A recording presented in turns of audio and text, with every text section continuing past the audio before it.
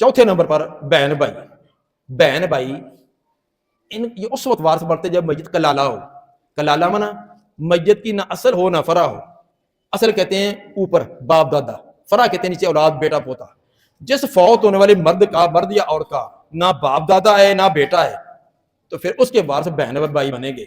अगर फौत होने वाले मर्द या औरत का बाप मौजूद है या बेटा मौजूद है, बहन भाइयों को कुछ नहीं मिलेगा, एक चवानी भी नहीं मिलेगी, ना बहन को मिलेगी ना भाई की। लेकिन बहन भाई फौत होने वाले के आपस में नहीं, आपस में तो उसकी औलाद है, औलाद ने तो वारस बनना, तो पीछे बयान कर दिया। तो अगर मरने वाला कलाला है, जिस तरह सूरह निसा की आखिरी आयत में यस अलून का आपसे सवाल करते हैं कलाला के बारे में, वो वहां तफसील आई है।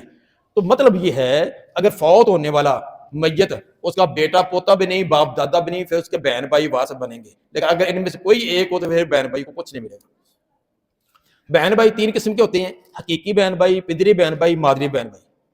मादरी माँ एक बाप मुख्तलिफ है। मादरी बहन भाई अगर एक है तो उसको छठा हिस्सा, अगर एक से ज्यादा तो फिर तीसरा हिस्सा।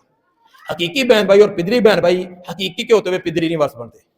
हकीकियों का कल की वरासत अगर एक बहन है तो उसको आधा मिलेगा 1/2, अगर एक से ज्यादा बहनें ही बहनें हैं 2/3, 2/3। बहन भाई तो लिज़्ज़ाकर मिस्लु हज़्ज़िल उन्सयैन, भाई को डबल बहन को सिंगल, सिर्फ भाई है, दीगर वरासा को देने के बाद जो बचेगा वो भाइयों का। अगर हकीकी भाई बहन भाई नहीं है तो पिदरी बहन भाइयों की वरासत का भी यही तरीका।